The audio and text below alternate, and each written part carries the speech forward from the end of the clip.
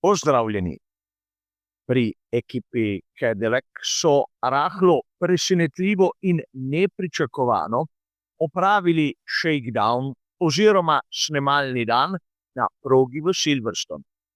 Kaj smo videli in kaj lahko sklepamo o njihovem novem bolidu, kot ponavadi v naslednjih minutah.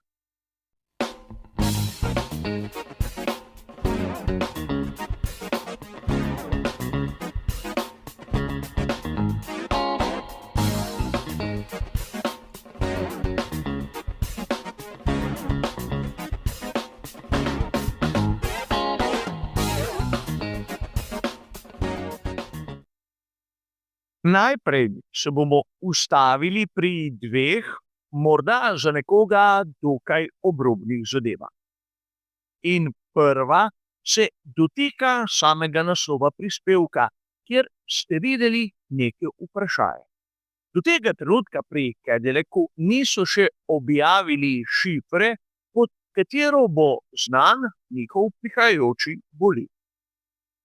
Ampak to ni tako bistveno važno. Druga točka, pri kateri bi se rad ustavil, je pogonski sklop Ferrari. Če se spomnite, pred nekaj dnevi smo govorili v posebnem prispevku Kaos Ferrari o tem, kaj pišejo določeni viri. No, v petek so v Maranellu zagnali njihov nov pogonski sklop, v istem trenutku je pa tudi krožil po progi v Silverstonu. Torej, nobenih zamud in, kot kaže, nobenih težav. A oglejmo si skupaj, kaj smo videli na progi v Silverstonu in kaj lahko sklepamo iz tistega, kar imamo na razpolago. In treba je dodati, da imamo kar nekaj posnetkov, ki nam kažejo novega Cadillaca. Ta je v črni barvi, niti ne v tisti posebni barvni shemi, ki bo veljala na zasebnih testiranjih v Barceloni, in je šlo v resnici za pravi shakedown, kjer so skušali razumeti, ali so bolid dobesedno sploh prav sestavili. Prva posebnost, proga je bila mokra. Vidimo lahko, da so uporabljali tiste sete pneumatik z modrim napisom, torej pneumatike za mokro progo, kar nam lahko kaže na dvoje. Seveda na količino vode na sami asfaltni površini in tudi na nizke temperature. A seveda shakedown ni namenjen temu, da bi v bistvu iskali čas. Zato si bomo tokrat pogledali, seveda od prednjega dela proti zadnjemu, vse tiste zanimivosti, ki jih je moč razbrati iz posnetkov, ki so na voljo. In že tu vam povem, da je kvaliteta pri nekaterih, recimo temu, malce pod tistim, kar bi lahko imenovali za standarde, ampak gre za po večini kradene posnetke, predelane posnetke, da se sploh lahko kaj vidi. A opozoril vas bom tudi na to. Kot običajno bomo začeli na prednjem delu bolida in se pomikali proti zadnjemu. In najprej bi lahko se ustavili prav pri nosnem konusu, pri bolidu ekipe Cadillac. Vidimo, da je dokaj zašiljen, da je tiste klasične oblike zagozde, in tu bi rad dodal, da je mene začela ta oblika spominjati na tisto, ki je bila že prisotna v svetu Formule 1. Tu je McLaren MP4-23 iz sezone 2008. Pustite sedaj pri strani ta gornji profil, ki je razviden, ampak če pogledamo obliko nosnega konusa, je ta dokaj podoben onemu, kar smo videli pri Cadillacu in deloma tudi pri ekipi Audi. Tam je bil malce bolj širok, ampak tudi fotografije so bile tako slabe kvalitete, da bi težko napravili kakšno primerjavo. Vseeno pa vidimo lahko neke vrste trend, da se aerodinamika morda zgleduje po preteklosti. Tu pri Cadillacku imamo možnost tudi malce boljšega vpogleda na prednji aerodinamični stabilizator, kjer bi najprej vašo pozornost rad usmeril k tisti končni plošči. Verjeli ali ne? Vračamo se k maketi, ki smo jo videli. Končna plošča po ustroju dokaj podobna tisti, ki smo jo videli tam v sezonah 2007, 2008, 2005, le da so seveda aerodinamični deli malce daljši, podaljšani čez seveda širino prednjega kolesa. Ampak velika razlika med tistim, kar smo videli na progi, in onim, kar je logično, kar smo videli na onem predstavitvenem modelu tiste barvne sheme za progo v Barceloni. Tu je končna plošča pod večjim kotom, vsaj tako zgleda na prvi pogled, in seveda zadeva zagotovo še ni v, recimo temu, dokončni obliki. A druga točka, ki je verjetno bolj zanimiva za marsikoga izmed vas. Dobro vam je znano, da v letošnji sezoni bomo imeli aktivne aerodinamične površine, tako na zadnjem aerodinamičnem stabilizatorju, kot tudi na prednjem.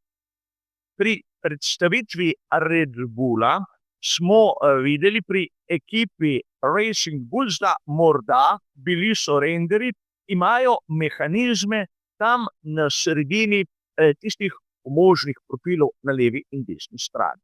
Tu izgleda, da so pri Cadillacku se odločili zadevo montirati tam v območje samega nosnega konusa na sredino bolida in podobno kot smo videli pri Mercedesu, je poizkušal to novo tehnologijo nekako zadeve speljati, če se spomnite, z tistim sistemom, ki je imel vidne hidravlične cevi, ki so nekako štrlele ven. Ampak tu je treba povedati nekaj. Prvič, da na posnetkih, ki so nam na voljo, ni bilo moč razbrati kakršnega koli premikanja tako prednjega kot zadnjega aerodinamičnega stabilizatorja. Govorim seveda o pomožnih profilih. Ne trdim, da se kaj takega ni zgodilo, samo po kvaliteti posnetkov nisem tega razvidel. In drugič, razumljivo bi bilo tudi, če bi se temu pri Cadillacku izognili razmočena proga in shakedown, torej, če so hoteli zadeve nekako obdržati enostavne, so se lahko tudi izognili preizkušanju tega sistema. Ampak prav pri Cadillacku so uradno objavili to fotografijo, kjer boste dejali, da se absolutno ne vidi nič in strinjam se z vami. Ampak, ko sem malce spremenil tiste nastavitve glede svetlosti, glede kontrasta in podobno, smo lahko prišli do tega rezultata. Sedaj vidimo, da ima na posnetku morda bolid spuščene pomožne profile, tako spredaj kot zadaj. Težko je dejati, ampak če to primerjamo s tistimi posnetki, ko je bolid zapustil garaže, bi lahko morda celo trdili, da ja. Torej, ne smemo se tu nekako pretvarjati, da pri Cadillacku so naredili sistem, ki še ni operativen. Morda deluje, morda zadev še niso preizkušali, gre edino za shakedown. Ampak v tistem prednjem delu samega bolida to. A če gremo sedaj malce bolj nazaj in si pogledamo prednjo premo in vpetje. Tu rahlo presenečenje glede na tisto, kar smo videli pri Audiju in onemu, kar so nakazali na renderih tako pri Red Bullu kot pri ekipi Racing Bull. Cool road. In verjetno bo to ena izmed glavnih tem letošnje sezone, kateri trendi bodo tisti pravi bolj uspešni, ampak realno smo videli komaj drugi bolid za to prihajajočo sezono. In seveda to je eno izmed tistih vprašanj, ki ostaja odprto. Katera rešitev bo boljša? Pojdimo sedaj malce bolj nazaj in koncentrirajmo se na tisti zgornji vstopnik, na tiste zgornje hladilne reže. Lahko bi dejali, da na prvi pogled spominjajo praktično na ono, kar smo videli pri tovarniški ekipi Mercedes. Torej, tukaj okroglo režo, kjer imamo seveda notranji trikotni del in dve tukaj krepki, imenujemo ju ličnici, ki skrbijo za hlajenje pomožnih sistemov, baterij in vsega ostalega. In če pogledamo malce nižje, bomo videli, da bočni hladilni reži sta dokaj ozki in podolgovati.